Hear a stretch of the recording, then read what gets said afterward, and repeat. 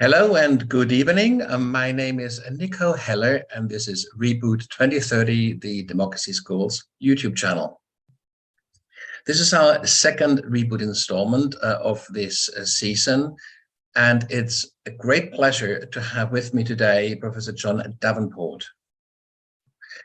John is a professor of philosophy at Fordham University in New York, and he teaches and researches on political philosophy, ethics, existentialism, moral psychology, and some topics within the area of the philosophy of religion. He's also the author of A League of Democracies, and he is currently working on a number of new books.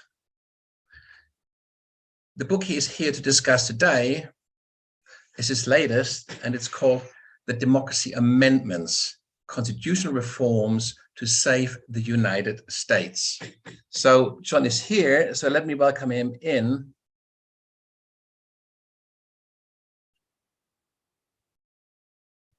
There he is. John, how are you doing? You need to unmute yourself. He kind of disappeared again, so he will have to come back in. So it's a really pleasure to have John here today because, of course, we've just had the midterm elections in the US. And so all eyes are on the machinery of democracy, if you like, in the US. There's been a lot of debate around the validity of elections, especially on the populist right. And so it's been quite interesting to observe these elections. And the question really that is, well, you know, the red wave that so many people had expected or had predicted, it didn't happen. And I guess what I'd like to know before we go into the debate, the substance of the discussion is well, what John thinks about this, and whether, well, given that it's been a fairly, from looking at it from the distance, a fairly civilized election this time compared to previous elections, whether some of the doubts whether it's really as bad as people think it is currently is in the US. Now, of course, I lost him and I am trying to get him back.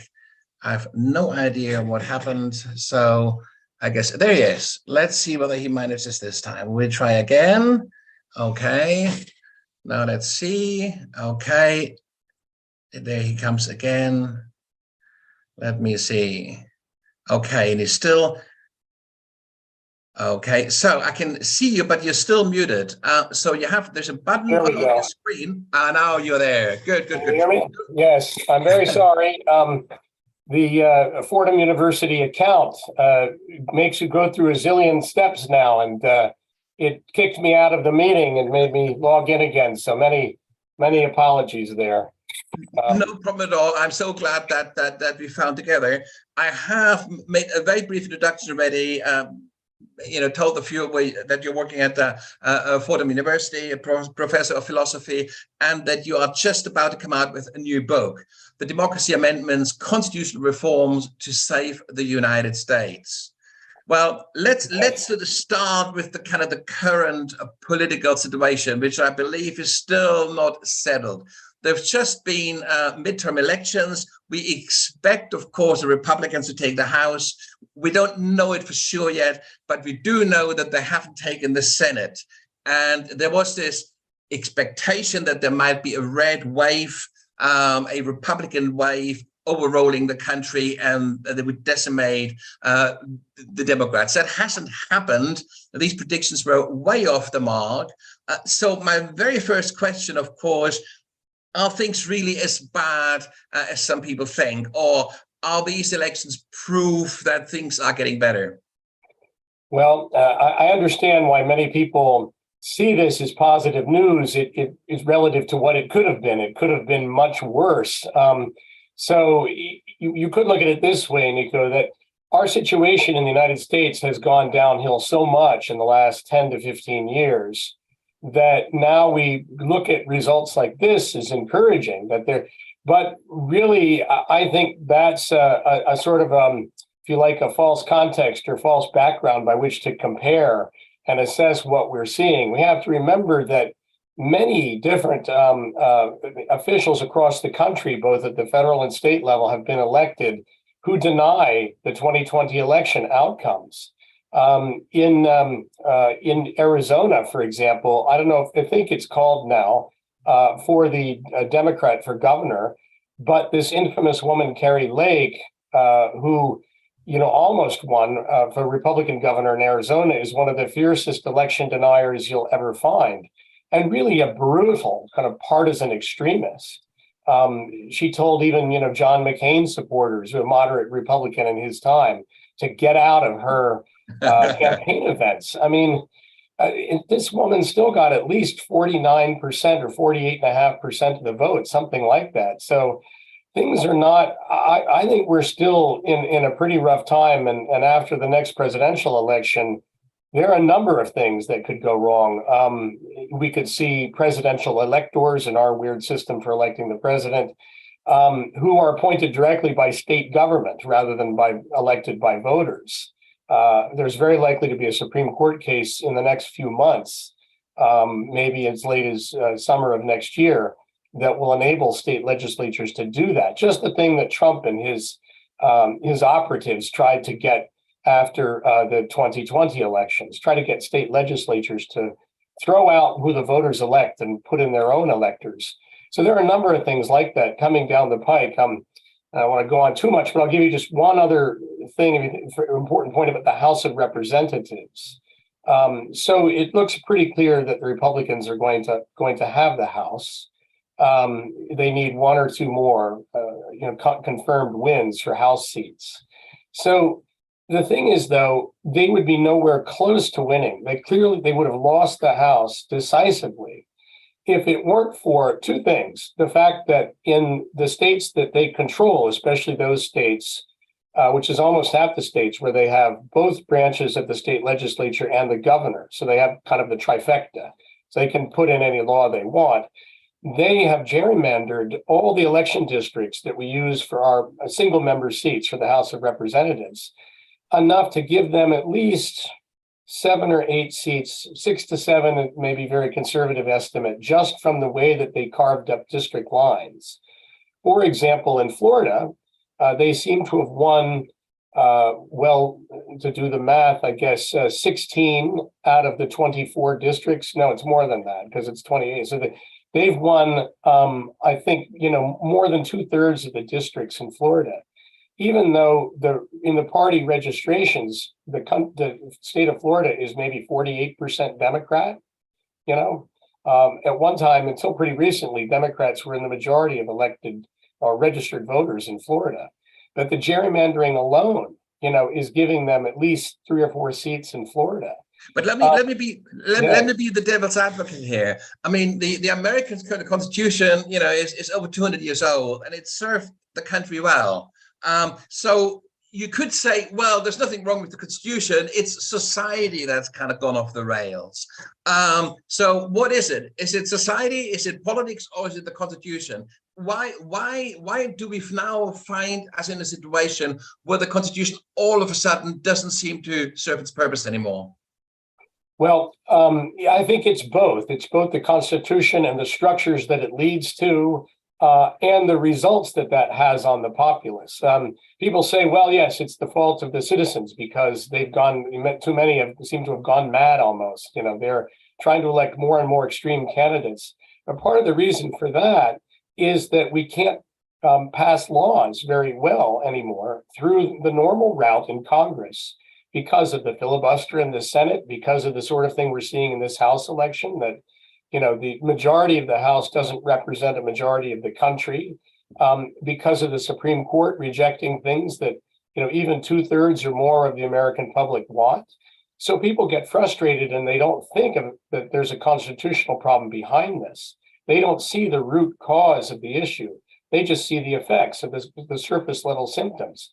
And they think, well, then what we need is a more extreme candidate who's going to get in there and do something.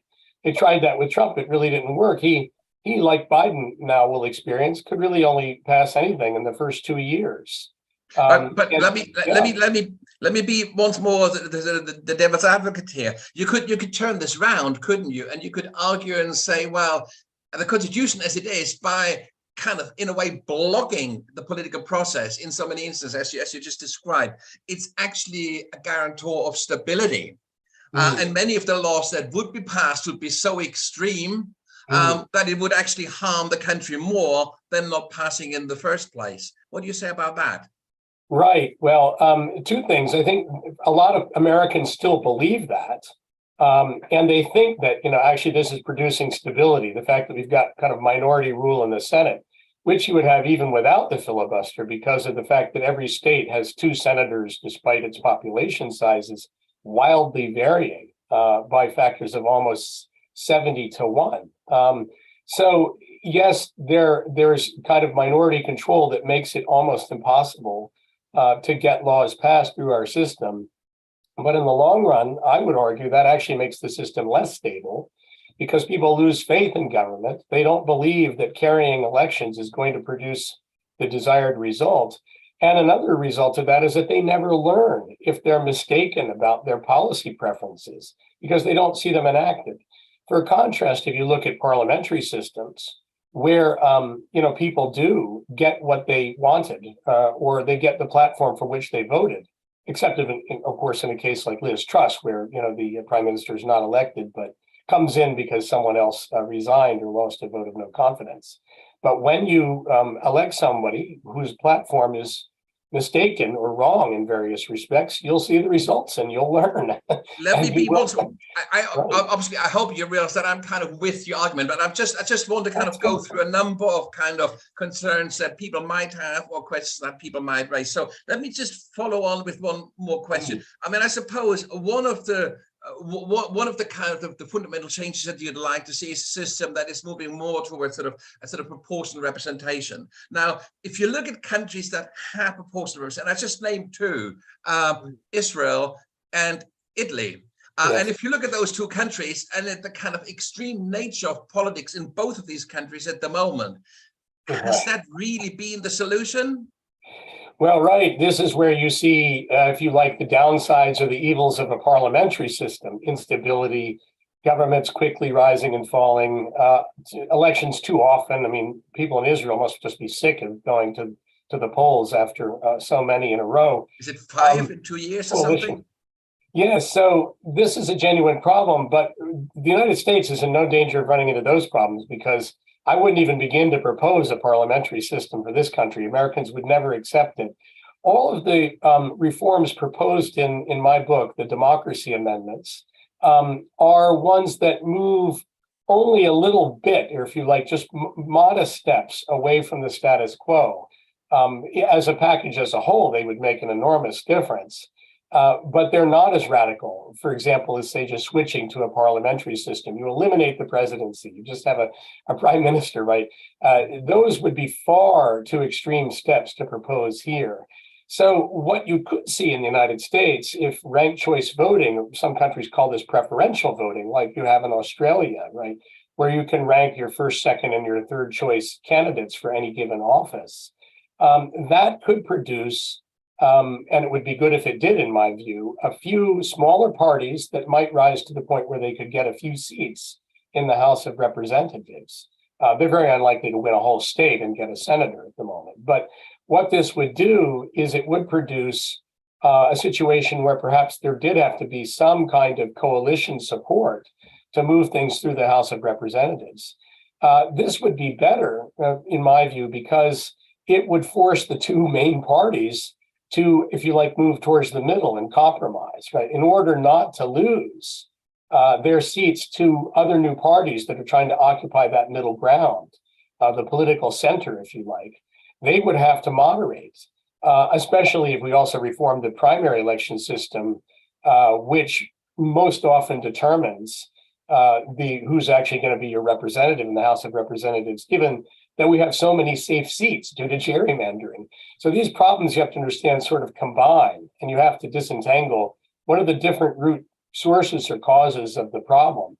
But in the United States, you could do this without destabilizing the system, because it would be a long time before you would get to the point where, say, you had 3 parties of equal size or roughly equal power. It's hard to see that happening even with ranked choice voting for several decades. And instead, what you would see, right, is that the parties now, they try to, to at least get their candidates to be the preferred second choice.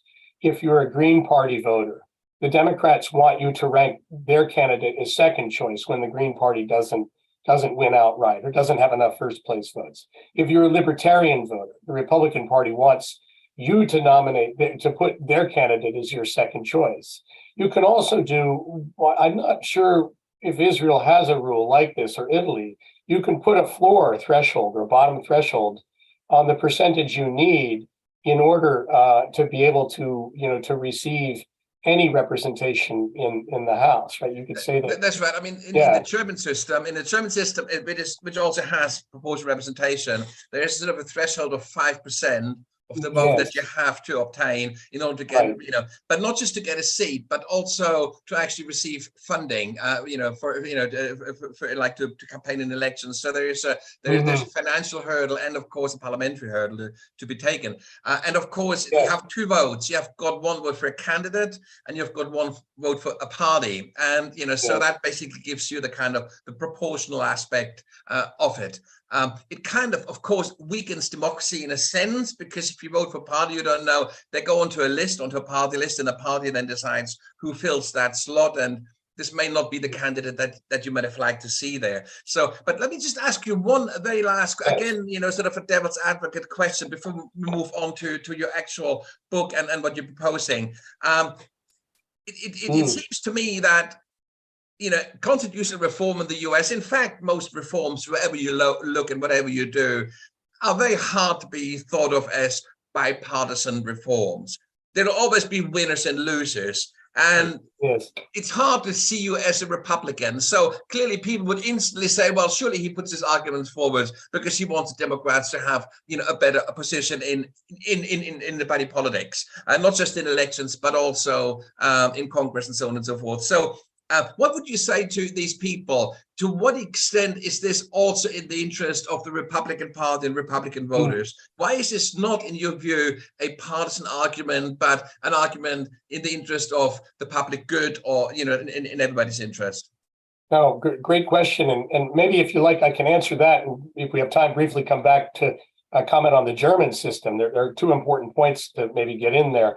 So to answer your question, though, I do think this is one of the biggest hurdles in order to sell a package or an agenda of constitutional reforms. And that's what this book tries to do, really to lay out a whole agenda, almost a comprehensive agenda, although the book doesn't actually cover every substantive question you would want to deal with. Things like abortion aren't discussed in it, for example, or birthright citizenship is controversial here now as well. But I try to argue in the first chapter of the book that people should look at these sort of procedural changes in, how we run election, how laws are made, how people get campaign finance, what's allowed in the sources of funding, and how much you can spend. One of the amendments deals with that. Changes in, ranked choice voting is another procedural amendment. Changes in how laws are made in Congress, whether you have a filibuster to block things in the Senate or not. I argue that people should evaluate these proposals based not on, well, how would my party now do under this system, but rather, what would my party become and how would it operate under so many, especially if we combine several changes. So you can't really imagine if you tried to redesign a game of football so that the rules were dramatically different, right? You now had a circular rather than a rectangular playing field, and you had two rather than one goal on each end, or you had three goalies rather than one. You can't now ask, well, how would Manchester United do playing in that situation? You would have a different team, right? I mean, people would build their teams differently based on different skills that were needed. By the same token, to give you an example from American races, if you say, well, we should get rid of the Electoral College and directly elect the president, just by a majority vote across the country with ranked choice voting, you'd very likely get someone with an absolute majority after votes were reassigned, or pretty close to it, even if you had a number of third-party candidates running. Well, so they'll say, look, then Trump wouldn't have been elected in 2016 because Hillary Clinton did win the national popular vote. Same for George W. Bush in the year 2000. But this is a mistake because when Clinton and Trump ran in 2016, they weren't running to try to win the national popular vote. They were running to try to pick off those swing states that would give them the electoral college. They only campaigned, almost all their campaign stops were in 8 or 9 states. So you have to ask yourself instead, the right question is, well, how would a Republican Party, say they're running Ron DeSantis in 2024, how would their candidate do in a nationwide vote where the campaign aimed to win the popular vote? That's a completely different way of running the presidential election. So that empowers many, many more voters along the way, because now Republicans in New York State, which is a deep blue state, their vote counts towards the national total. And likewise, let's say Democrats in Texas, right, whose vote is zeroed out by the Electoral College because they didn't win Texas outright, their vote would count towards the national total. So hopefully you see what I mean. There's no way to simply imagine the current parties in their present way of acting and being operating under this new system. They would be different. They would be different parties. I guess I think one of the key factors would be sort of the lead time, and I think we come to this and how this is kind of developed, and we come to this because you're talking about a constitutional convention as well, and we come to this in the second half of the talk, but why this might actually help in this process. Going back to the football analogy, what I find a more sort of fitting kind of idea is like if you would say, well, in future we're going to have 13 as opposed to 12 players. And some teams already have these extra players that are very good, but other teams may have to build them up first. So if you say you have 11 instead of 12, and then the choreography on the field changes, and you need different skill sets in different positions. And I think it's that kind of thinking. And of course, if you would give people time to build up to it, then the whole debate moves from the actual tactics on the playing field to the audience experience, the kind of the viewer experience. Does this make a better game of football or not? And then, of course, football teams might actually kind of fall into line and might see a future for themselves in an improved game. And I think this is, what you're kind of trying to get to, is that we need to improve the game so that people, and that is also the electorate and it's the voters, stay in the game, and that politics is revitalized. Isn't that a fair way of sort of putting it? That's right. As opposed to, no, that's absolutely correct. But the alternative that this country is facing now is that in order to win the football game, one of the teams is ready to burn down the stadium, right? And, accuse the umpires of steal the goal. Right. Accuse them of being planted by the other team, and deny that their opponents scored a goal when everybody saw that they scored a goal, right? So we're getting to a point where the game is about to kind of collapse, and people will no longer agree to play it and recognize the outcome. Okay, my team lost this time and yours won. We'll have a rematch in a little while. Now, that's coming to a point where it could end, and the only alternative to these aspects of democracy is outright violence. I think it's kind of clear where you're coming from. Now, my next kind of thing is moving on to the substance of your book. The democracy amendments, constitutional reforms to save the United States. From what I understand, you've identified more than 20 meaningful amendments. Although I don't know whether you kind of elaborate on every single one of those, but there is a very large number of amendments that you think would be necessary to really fix the problem. Now, it's a bit like a car. You get it serviced. And one thing, the brakes don't work, or this doesn't work. But when it builds up, at some point, you should say it's a write-off. And the question is the American Constitution at this point a write-off, or can it actually be reformed? Where do you start? No, that's a great analogy. But you have to imagine instead that you own an old vehicle in Cuba, where allegedly you can't get new vehicles easily. So there's really there's no new cars for sale, right? You only have this one vehicle and it needs 20 new parts, but you're not going to, that would be the analogy I would offer. Unfortunately, there are some proposals out there. There was an interesting one published by the Democracy Journal not long ago, where like 20 scholars or so came together and wrote a whole new constitution. And I've seen that attempted a couple other times as well. It's very interesting what's produced. I think usually, I mean, if you're going to write a whole constitution, you have to address a lot of substantive issues as well. Like, should we change what's in the Bill of Rights? You know, should we change the right to privacy, rights to healthcare, women's rights concerning, you know, control of their womb, you know, abortion? Should you change a gun, rights to own a gun, which seem to be a big deal for a lot of Americans? So once you get into rewriting the whole thing, you have to face a lot of third rails, you know, really fiery issues that can drive people away quickly. So in the end, I think, although 25 amendments is a lot, that actually even just doing a few of them in the first round, it might take several rounds of constitutional reform to enact most of these needed changes. I think people could see that as an adaptation of what we're used to now, rather than scrapping completely the whole thing and starting anew. That would scare people off like mad. Unfortunately, because there's not very good civics education in the United States, that's one of the amendments actually would put that in place. People don't understand constitutional reform at all here. It's been so long now. It's been half a century since this country passed and ratified any constitutional amendment, at least of great substance. There was one that happened in the 90s. That's a funny story. But the last significant ones were the end of the poll tax and allowing people to vote at age 18 rather than 21.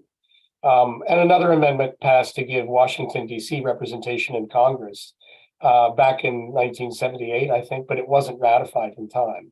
So people are not used to it now. And if you tell them we want to change the Constitution, they think that you're going to reinstate slavery, or people's paranoias kick in like mad, that if you're going to make too many changes, maybe you're going to take away my rights. So you have to tell them, no, we're just trying to change some of the basic rules of the game so that it works better. Like, when we started to use automatic replay or the computer to judge whether the ball is in or out in tennis, it's just things like this that will improve the game.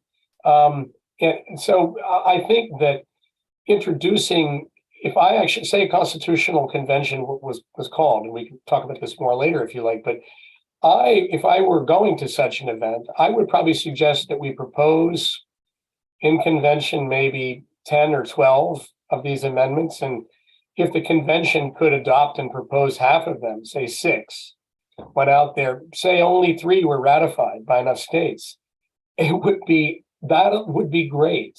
That would change everything, because when people saw, wow, 3 new amendments were ratified, an 18-year term on the Supreme Court, say, I think would be very popular. I think you could get Republicans to vote for that. The filibuster is gone, right, in the Senate. And maybe, some kind of a restriction on gerrymandering. That could actually be done through ordinary law, but it would be better if it was in the Constitution. Right? It would be more security. Yes. Let me, before we go on to the specific amendments that you're proposing, just in case people aren't aware of, what is actually involved in basically doing an amendment to the Constitution. What is the actual parliamentary process? What's the actual lawmaking process, constitutional process that has to be followed to bring about an amendment? If you could just talk us very briefly through what kind of majority is required and so on and so forth. How does the process work? Right. There are 2 pathways. I'll start with the one that's been used. The other one's actually never been used, which is the convention pathway.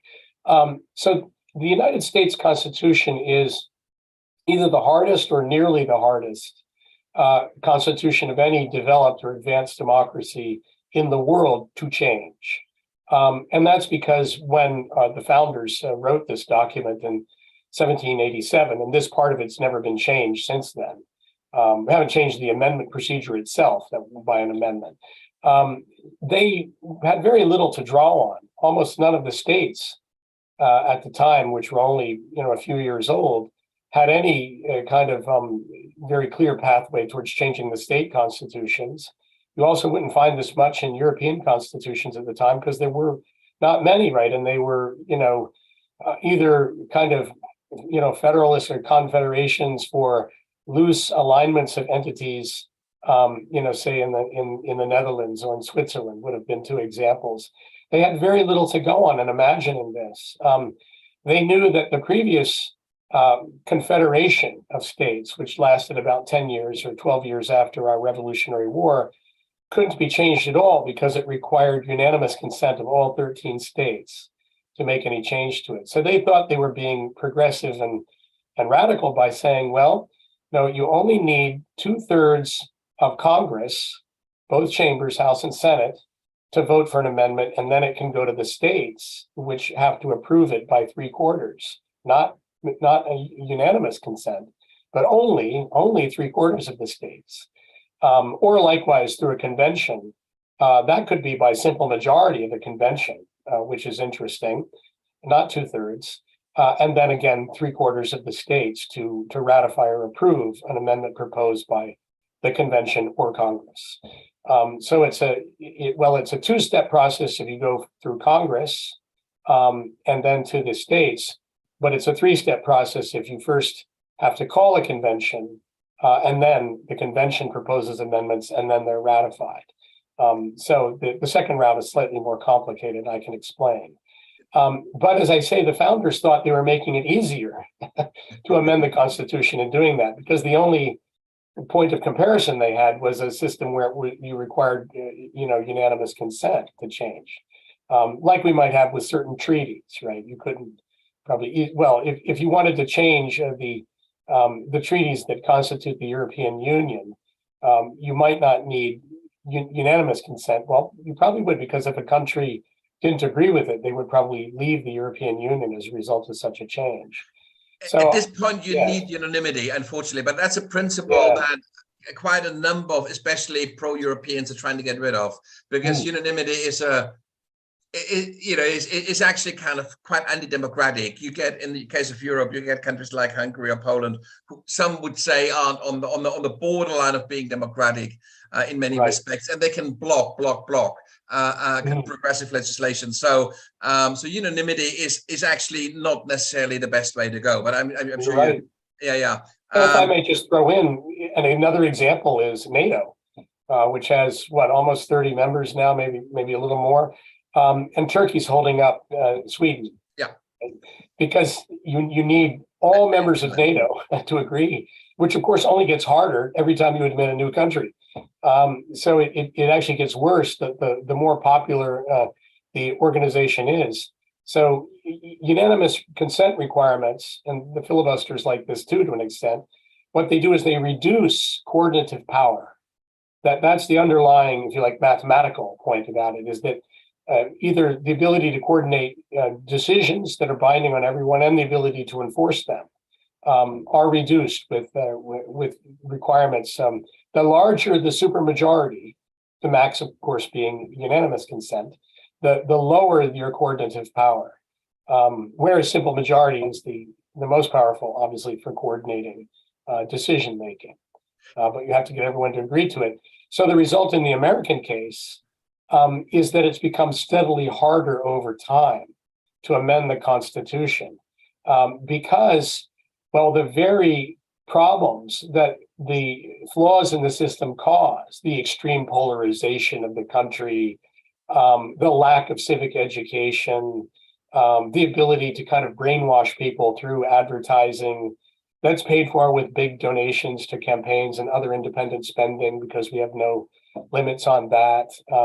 So all of these problems that are a result of the constitutional flaws now inflame the party divisions to such a point that it's unimaginable that you could get 2/3 majority to pass any amendment through Congress, let alone 3/4 of the states. Are you something simple?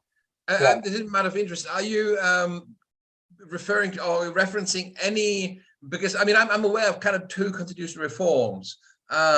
one in Africa, Kenya. I mean, after 2008, it had, you know, like at the election, there was massive tribal unrest and kind of bordering on civil war. I think 1,200 people died, large number of people died, many more got injured, and it really clouded the whole presidential campaign. And so they started a reform process, and in 2010, they brought in an entirely new and a brand new constitution.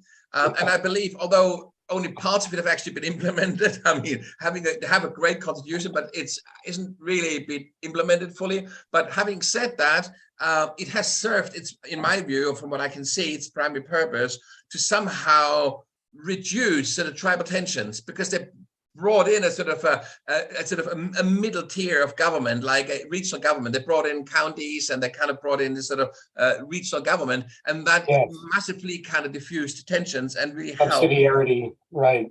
That's right. So I mean, it's an imperfect process, and it's imperfectly implemented, but it has actually served the purpose. And of course, the big example of a very successful constitutional reform, of course, is Ireland. I don't know whether you're aware, and they had, of course, a constitutional, convention, and that is often quoted as a very successful example of how to do constitutional reform. Are you using any examples of successful constitutional reforms to make your case, or are you sort of shying away from that? Well, you know, it's unfortunate. I wish I had more room in the book. It's already longer than it should be. And I would have included those kind of comparisons with other countries. Another interesting example would be Iceland recently went through a process where, they kind of tested out what people thought by using citizen juries to make proposals. And then I believe some of them were adopted by the parliament or proposed to the people for ratification. Another case would be South Africa, although much more difficult in many respects. But it's easier in countries that have had a parliamentary system of some kind or another, I think, to put changes out to the people and say, we're going to ratify this by, a nationwide plebiscite. Since that we've never had that in this country, it would seem revolutionary to do that. And there are some American reformers. Sandy Levinson, one of the most renowned constitutional scholars of the last half century in the United States, and Akhil Amar, a professor of law at Yale University. And there are a few others, but those two most prominently have proposed that we do just what you described. Let's hold a convention. Let's write a new document. We could copy a lot of the old in the places where it's good, and then change the rest, and then put it to the people of the United States. If they vote, by 51% for it, it's done. I think this country's not ready for that. I wish it were. I think if you did that, you would only have civil war. And there are a lot of guns in private hands in this country. It wouldn't be pretty.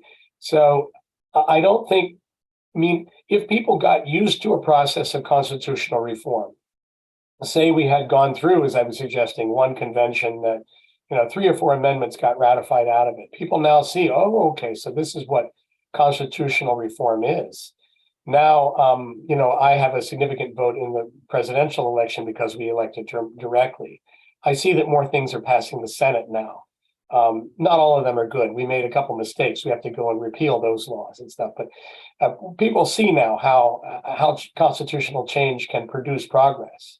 They start to believe in it as a useful means of dealing with the things that are bugging them the most and making them most angry. Then you would have kind of the foundation of public trust on which you then might be able to, take this more radical kind of step and rewrite the whole thing kind of more fully, which is basically what they did in 1787. So you could compare that a little bit more to, say, like the situation in South Africa. Well, I guess that's not really a very good comparison. The problems among the states, though, were so bad that they were ready to break into 3 or 4 regional alliances. So they would have maybe been at war with each other, or at least extreme tensions. And they could have been picked off by various European powers. The French and the Spanish and the British might each have allied with one of those 3 groups of 4 or 5 states, or 3 or 4 states. And you can imagine how bad that the results would have been. So the convention said, look, We just have to scrap the old Articles of Confederation. They're no good. And given the situation that resulted, it was very clever, right? Because people knew that they couldn't live with the status quo. They recognized that it was going to destroy them.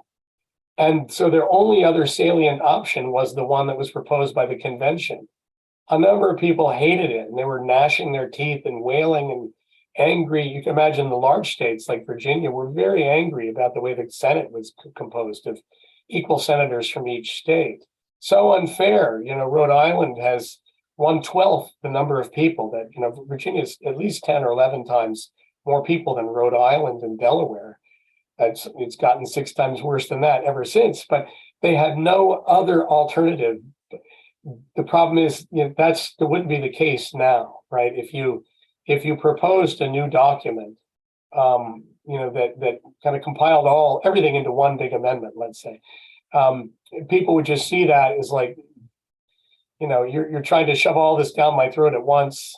No, and you might not even get a simple majority, let alone what you need for a full, yeah. There's one last question that's sort of very much in the back of my mind, and that takes it to the sort of the international or the global level.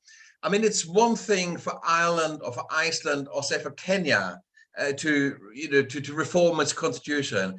It's another thing for like the United States, who's sort of, if you like, the kind of the global leader in so many respects.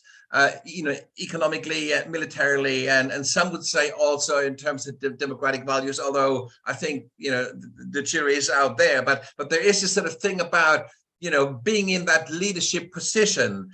You're much more, it's much harder to change, isn't it? It's like then to be in the shadows. It's like if you're a small country like Iceland, then whatever you do, it's probably going to affect you most and other people less so. But right. It's like when the EU kind of thinks about constitutional reform, then the world holds its breath because there's implications for trade and all the rest. And of course, right. The same or to an even greater extent that would go for the US. Do you think that is a factor that might hold reform back?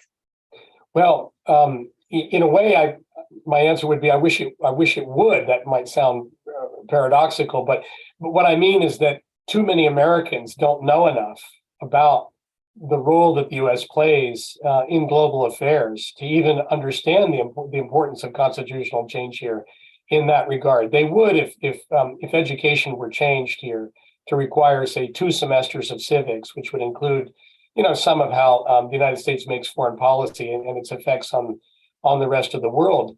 But people in leadership positions here in politics, they all understand, including most of the Senate, that what we do, has great effects on the rest of the world. And it's really bad when we're trying to, resist propaganda coming from Putin's, trolls and his bots, and the rising appeal of dictatorship, it seems, to more and more people in different countries around the world.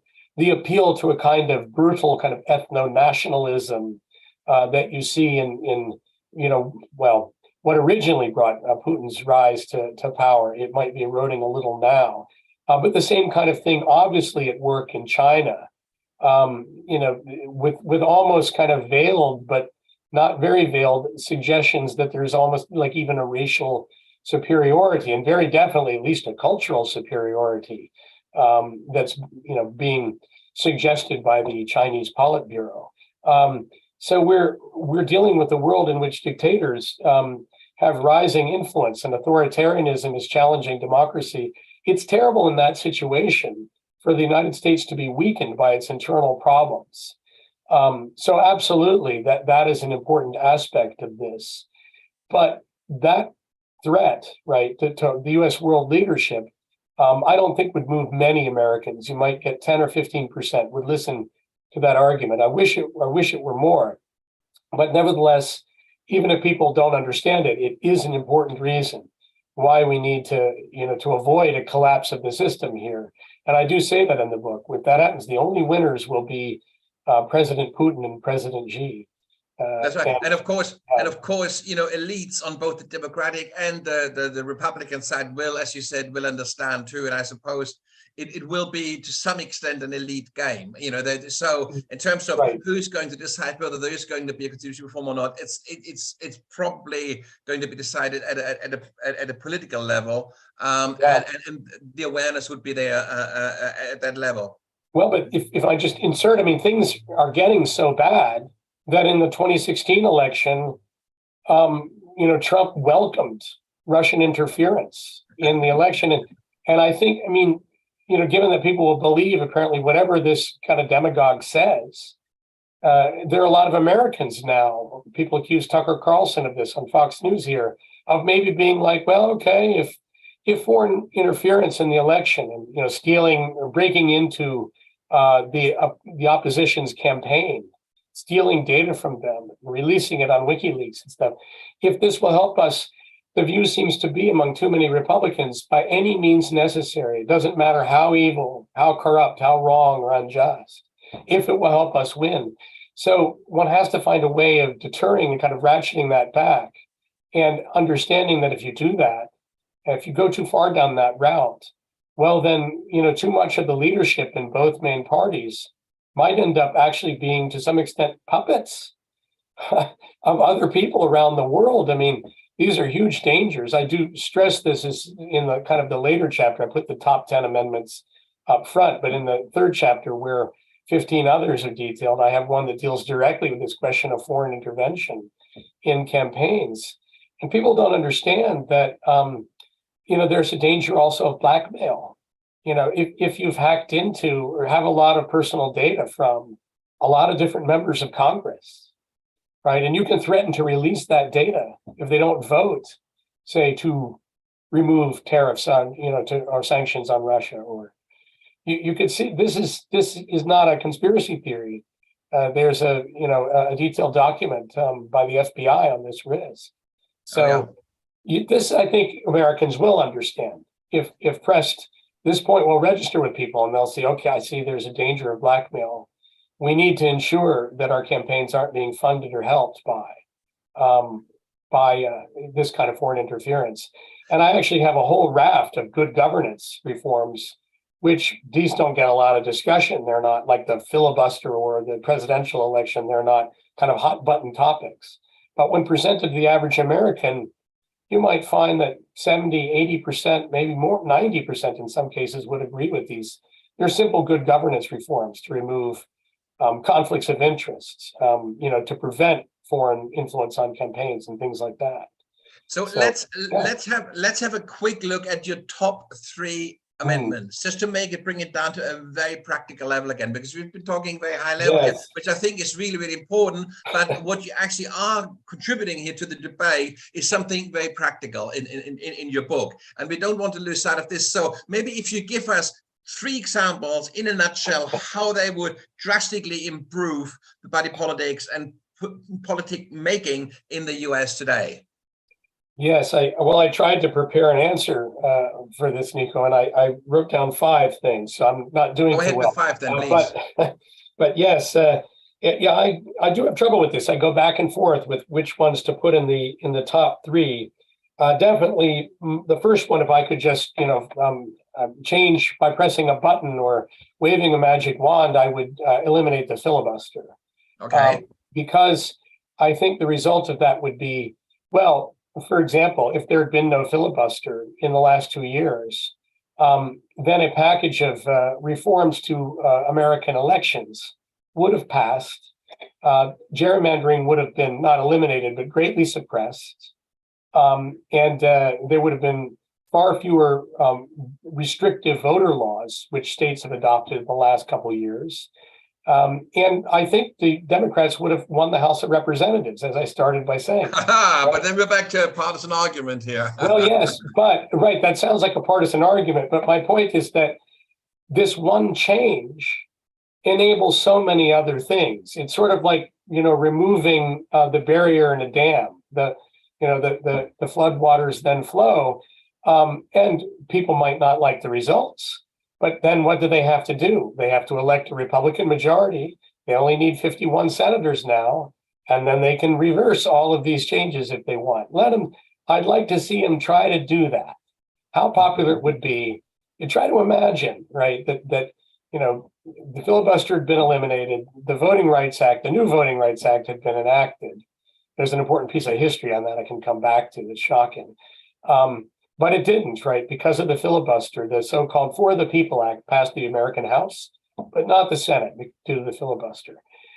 Then what you would see, I think, is just, a shift to a new equilibrium, right? The Republican Party would start to take advantage of the fact that there's no filibuster. And they would pass, they could no longer grandstand and say, oh, I want to pass a bill that bans all abortions nationwide. And vote for me because this is what I want to do. And a lot of, the more extreme party base will vote for this. If they actually could pass that through the Senate, would they actually dare to do it, right? That now we are calling the bluff, if you see what I mean, right? So its effect on politics would be great. The incentive to just keep a problem going in order to fundraise off of it, which is a very perverse incentive that now operates in the US Congress. We almost the last thing we want to do is resolve the immigration problem on the southern border, because then people would think, okay, that's done, on to the next stuff, right? No, if you're a Republican strategist, you want that problem to remain, of course, like a wound that never heals, so you can keep milking it for all it's worth. So the filibuster, yes, you see that. Absolutely. And then, should I name two others, or do you want to ask something about that? Go ahead. So then after that, I think I would go to the 18-year term for the Supreme Court, partly because I consider it low-hanging fruit. I think there's so many conservative lawyers and commentators who've approved it. Now, that is an issue that you really would have to see how you phase that in, because some Republicans would see that as, oh, you want to get rid of Trump's justices and stuff. So you have to phase it in a way that doesn't threaten that. The explanation to people has to be, what this does, as soon as it's fully phased in, is it ensures that each president will nominate 2 justices. You have 9 and you have an 18-year term.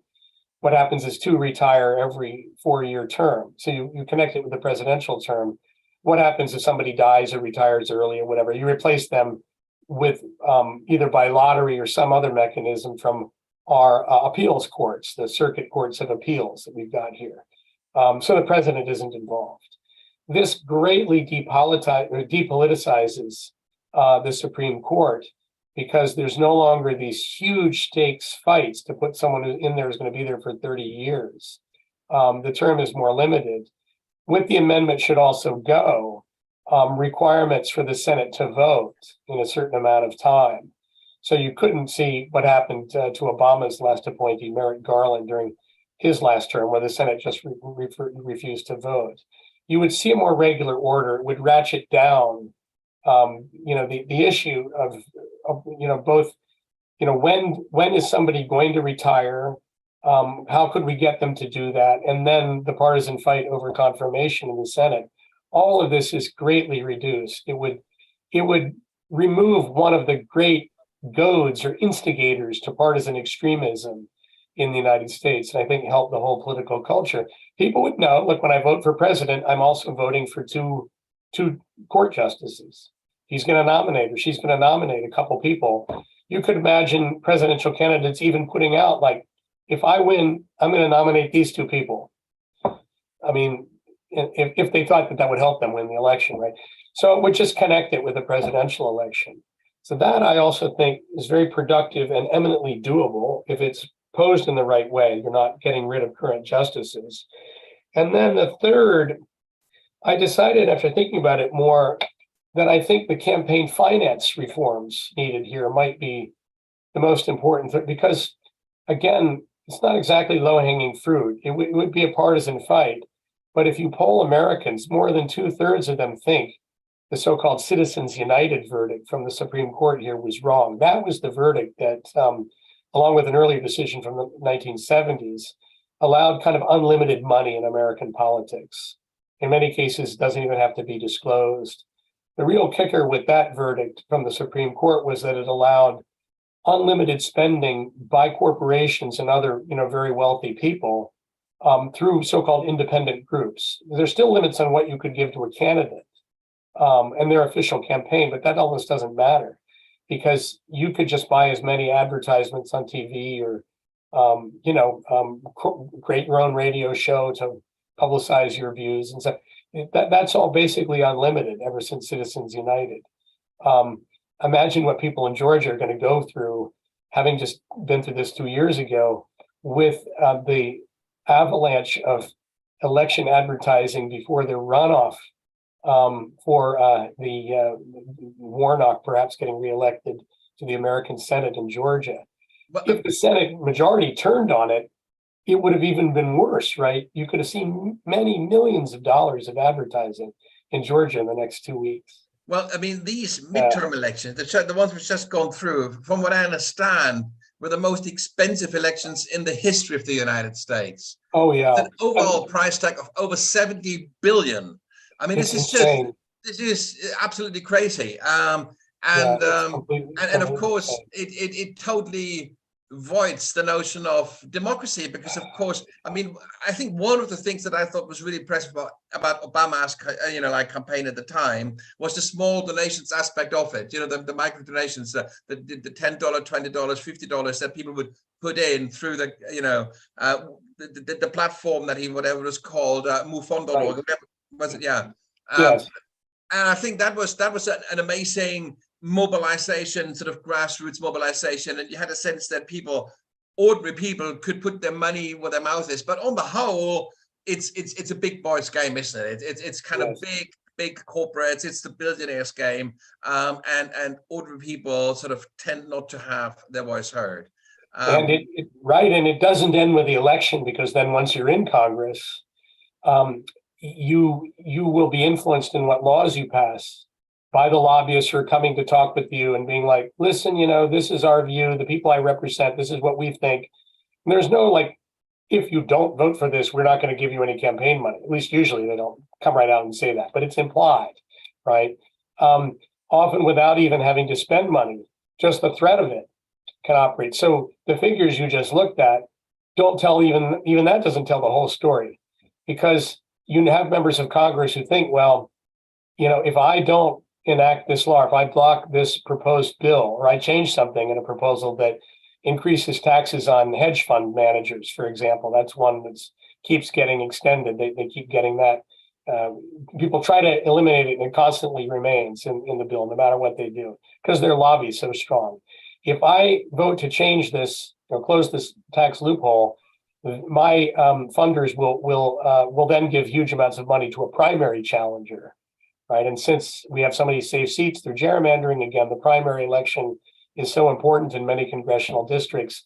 So without even spending a dollar, they have bought the law, right? Because of the mere threat of it.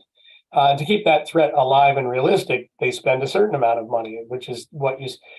I have many charts and figures in this book. It's hard to do, a philosopher's not used to doing this kind of work with tables and charts and graphs.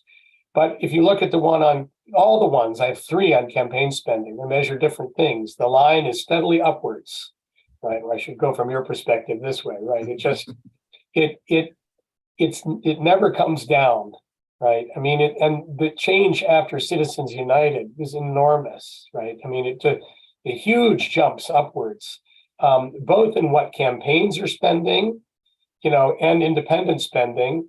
And then if you break it out by like the presidential versus the congressional elections, they're all getting more expensive, to the point where it looks, and it simply is, an arms race. As if you studied any social science, and an arms race is a prisoner's dilemma, right?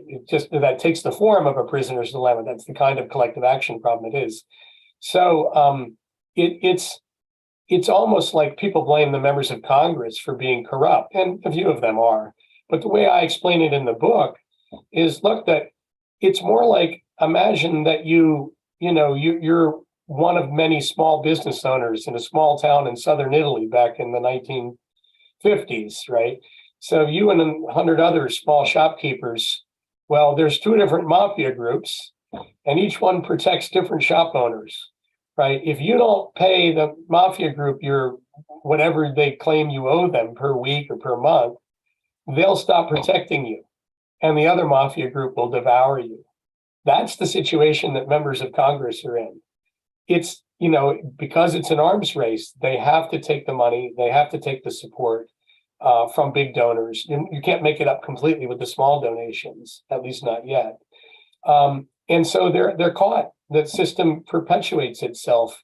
What the amendment that I propose would do, and it's a complicated amendment, unfortunately, because there are a lot of moving parts to this. It's also difficult to explain to students.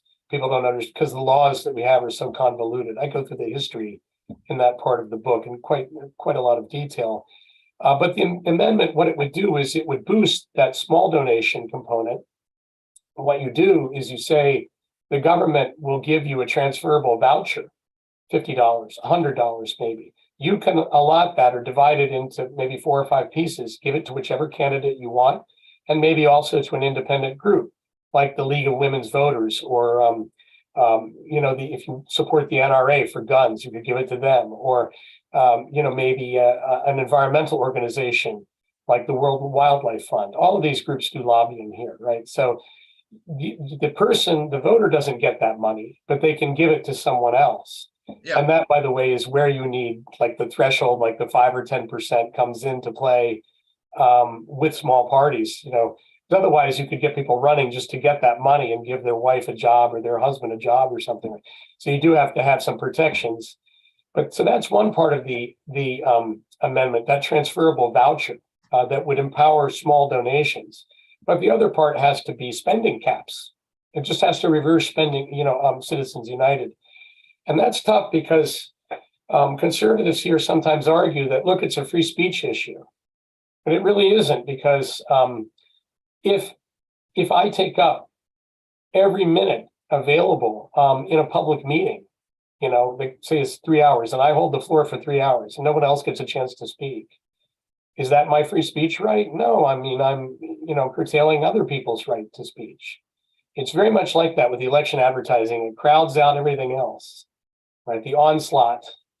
Yeah. And of course, I mean, the other thing that would happen there as well, it's not just the crowding out, but it also drives up prices. So, the space, because it's demand and supply, so that the advertising time that is available gets more expensive. So so I think this has been really, really interesting. But let me ask you to give us just a really short pitch why you think that a constitutional convention would be the way to go. 3 minutes. Right. I realize that we're running out of time. My computer won't show me the clock, but yes. So, boy, this is a big one. And I think most likely to be shocking to many readers, because unfortunately at the moment, the idea of calling a new convention has become associated with a far right group called the Convention of States. All they want to do is, sometimes they want to pass a balanced budget amendment, but they also want to give states more power and reduce the federal government's power. So, for example, we would have been able to do even less to coordinate a response to COVID when it came. That's not at all, of course, the agenda proposed in my book, but the convention route, what it does is it gets around the roadblocks in Congress. It appeals to the populism that's at work in the country right now, because people can say, yes, the state governments can call this convention directly without Congress being able to stop it. That's not completely true. There's actually a small fly in that ointment, or a small hitch with that. I can come back to if time permits. But in principle, when 2/3 of the states say we want a new convention, Congress is supposed to arrange it, and then it can meet. Then you have 2 other advantages with that route. First, as I was mentioning, the convention can just make proposals or pass them out of convention by simple majorities. They don't need to vote by 2/3. There's a question of how you decide, how states are going to be represented within the convention. Should they be equal numbers of delegates from each state?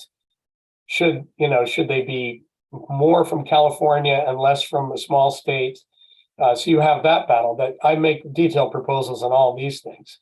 Maybe some compromise, like you could have maybe 5 delegates from the largest states and 1 from the smallest states. The interesting example in Ireland, of course, is that they kind of had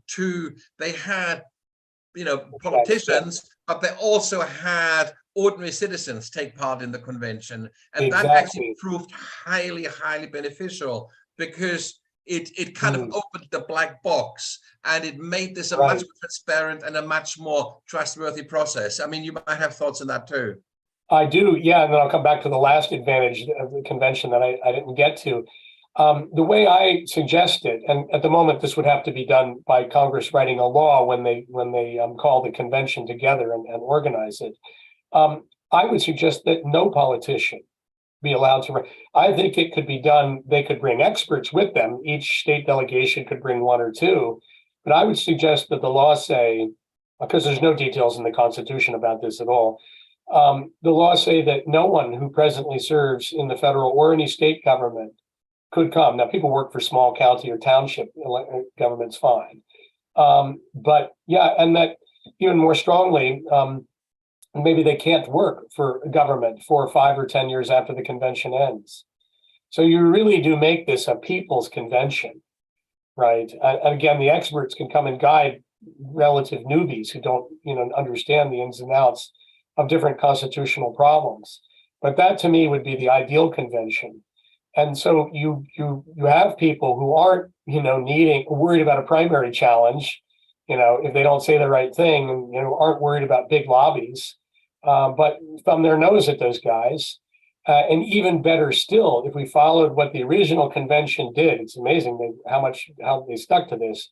It would be closed, so the proceedings would be secret, and the big lobbies couldn't, run massive advertising campaigns to try to, to sort of shortcut or to sabotage what they were doing. Now, that would simply happen probably after the convention made its proposals. But at that point, the excitement, right, from the popular involvement, I think it would snowball so quickly, it would become unstoppable, right? Once you called a convention and it actually met, and, by hook and crook or miracle, it managed to pass 5, 6, 7 proposals, people would not accept, I think, the result that they're all just negated by all the states. I think people would want something positive to come out of it. I think at this point, the big lobbies and the big foundations that, sometimes serve as lobbies here would be, they would just be outgunned. They would be overwhelmed. Of course, you have one aspect, one thing going for you in the US. That we don't have in Germany, and that is trial by jury. So the members of the convention would be like jurors in a trial, and very similar rules would apply in terms of them being influenced and so on and so forth. Like a sequester jury. That's exactly the analogy I use. So and in the US there is there's trust in the jury system. In Germany, people would say, how can a lay person ever kind of be involved in that capacity? It's a judge's responsibility to, and so of course the US has a major advantage here in terms of actually doing this, because people understand the concept of the jury, so they would understand the responsibility they enter into if they take part in a convention. That's a good point that you made. I wish I might have to squeeze that in the copy edited version of the manuscript about the difference from Europe in that respect, because I do lean heavily on the jury analogy. And you're right. I think most people here do trust juries. I mean, they don't always get it right, but they're pretty reliable, and people usually agree. The principle is trusted. The principle is trusted. There's always absolutely the O.J. Simpsons of this world where the whole thing breaks down. But but the principle is trusted. Even to this day, where politicians are no longer trusted, juries are on the whole. And I think that's a really interesting aspect there. And so I don't know if I have a minute left. But I would say, that process through a convention, it just would create such excitement, right? Every school would be teaching about it, right? Children's competitions going on, like, what do you think should be changed in the Constitution? It would create just such an unstoppable kind of a movement that I really do think that the spoilers, the naysayers that so dominate our system now, it would just be a total end run, which is the analogy we use in American football, around these kind of obstacles or roadblocks in the current system. It would be so great for the country. Even if the convention didn't produce that much, just to have gone through it, I think would sort of change the political atmosphere. The difficulty or the sticking point is to get Congress to accept that 34 states have called for it. How can they hold this up? Would the Supreme Court intervene? It could be a mess actually trying to get from the states calling to, a convention meeting. That's the part that worries me the most. But yeah, I think it would change everything. And it's the most likely route to succeed, given the difficulty of, if you pass amendments one by one through Congress, every lobbyist in the world is going to jump on that.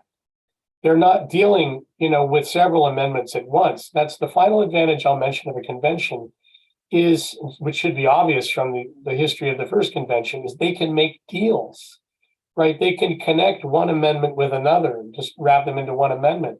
So they say things like, the example I use in the book is, you want a balanced budget amendment? Many conservatives want that. I can see the reasons. I talk about our annual deficits in one section, but many liberals don't like that, right? The balanced budget amendment. Okay, so let's connect that with direct election of the presidency. We'll give you a version of your balanced budget amendment, but at the same time, we're going to eliminate the Electoral College. See, a convention can do that. You'll never do that. But the other thing is, and I think this is an interesting aspect as well. I think one of the sort of the general sort of experiences with conventions, citizens conventions, citizens assemblies, is that they don't necessarily sort of deploy the same transactional mindset that you get in formal politics. Right. They are, it's a different kind of negotiating logic that actually kind of unfolds, because you're not looking at professional. Yeah, that's right. You're not looking at people that are used to representing interests and bartering in that kind of sense, but they're coming to it from a personal, ethical point of view. What would be good for me? What would be good for my family? And that's where they would sort of start. And exactly right. Now, I think, when it comes down to brass tacks, you could see a few bargains or deals being made. But you're right. I think it would start out in a convention, as long as the whole atmosphere wasn't poisoned by the process of delegate election, I guess, which could happen. I mean, that could be difficult. You would hopefully have delegates there who were willing to start, in a kind of friendly conversation way, with the guidance of experts who hopefully would, help that process along. So that's right. The convention, I think, it's untried. But as far as the kind of the support of experts is concerned, again, the jury situation is a good comparison. I mean, like in jury trials, again, you will have experts advising the jury. Exactly. Both on the forensic analysis of what is actually the problem or what is, the crime in the case of the jury, right down to different solutions and what's the law and all the rest, so that people can use their own common sense to navigate those constraints. So you could imagine in convention that, okay, today, delegates, we're going to hear from 4 experts, on whether we should increase the size of the House of Representatives. That's another amendment in the book, or give them weighted votes so that they're more proportional to the states. We're going to have, 2 experts who oppose this and, 2 who think something, that something like this should be done, and hear the pros and cons, and then effectively the citizen jury there would weigh those arguments. That's right. That would be, in the ideal case, how a convention should work. The book ends, the last proposal in the book is an amendment that would, sort of write all this itself into the Constitution of how a convention should work. Unfortunately now, though, and given the present Constitution we've got, we're stuck with Congress doing it right. So Congress has to write a law that structures the convention process in a way that makes it likely to work, rather than sabotaging it. So yes. maybe this could be done, because now that the Republicans will control the House and the Democrats the Senate, maybe they could come to some compromise. Or given that elected politicians could stand to lose from some of the amendments produced by convention, they might just stall forever and say, no, we don't consider that we've got, there are tricks they can use to say that we don't think that 34 states have validly called for a new convention, so we're not going to do anything. then maybe the Supreme Court would have to intervene, which would be most unfortunate. It would be. You get the picture. I mean, it is a difficult process, but I think it is really important at this point to, as you say, and I think your book very much is kind of making a major contribution here to think about the options and the possibilities we have. So it's not just doom and gloom, but the actual pathways to a better functioning, a more just and a more sustainable democratic system. And I think what your book is doing is making a viable contribution to that. So it's the democracy amendments, constitutional reforms to save the United States. Do you know when it's coming out? Well, I hope to have the production schedule soon. It could be, I'm not sure how long all these steps will take, but I think by early summer or very late spring in 2023, should have this book well before the next presidential election, when all bets are off and who knows what will happen. All these, potential machinations regarding the Electoral College. See, that itself, I mean, there's a sense in which as things get worse and people see, how dangerous the situation is getting, that can actually motivate a willingness to consider constitutional reform. I think we saw it a little bit in this last election, the question you started with. People were starting to worry about, should I really vote for this radical MAGA, candidate who wants to, to deny every election that they lose? People might see that, maybe in a way it would be a good thing if we had a problem with the Electoral College in 2024. I hesitate to say that. I don't want to see people killed in the streets by mobs, for Lord's sake. But I think if a problem like this happens, for example, what you might see is a swing state, like a close state, like Georgia or North Carolina. After the Supreme Court says that they can do this, they might say, well, it looks like 51% of people in North Carolina voted for Biden or Kamala Harris or whoever's running for Democrat. Maybe Rock Johnson, that would be a better candidate, maybe. And so then the legislature of North Carolina says, I don't know, I don't like these ballots. There were problems with them, I'm alleging. We're going to take over this process. And you know what? The legislature is going to appoint Republican electors. That's, see, when the lid comes off the boiling pan at that point. I mean, that's the sort of problem I anticipate we could have. But it might at least kind of galvanize attention, and people will realize, wow, we really need to do something. Even worse, but we're probably not likely to get to this. I'm trying to imagine the shock Americans will feel when the House of Representatives ends up selecting a president. And that can happen under this system. If no one wins an outright majority of the Electoral College, because say a third party candidate has won a couple states, wow, then the House selects the president, but only by each state delegation taking one vote. So, having a majority of state delegations in the House means you would capture the presidency. I mean, I just think, I think it could spark civil war. It's a disaster for the country. It could. Yeah, it could. Absolutely. We're heading in that way. It could. John, I'm very, very aware of time. This has been an amazing conversation, and I know you're not too well today. You have been holding up incredibly well. I can hear it slightly, but you're very clear, and your voice, you're oiling your vocal cords. Absolutely brilliant. It's been really, really nice. I'm looking forward to the book. If your publisher sends out, proof copies, I'd love to get a signed copy in the post. It would be a great pleasure. And so if we talk again next year, I can tell you how many death threats I've received. For example, exactly.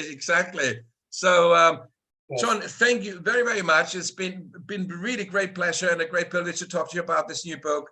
And I hope we're going to keep this conversation going into the future. For now, I wish you, all the best. I hope you're going to be back to good health very, very soon. And thank you for coming on. It's been a really interesting conversation. It's a pleasure, Nico. Thank you so much. This was great. Very helpful, actually. Thank you very much. All the best. Bye-bye. Bye-bye.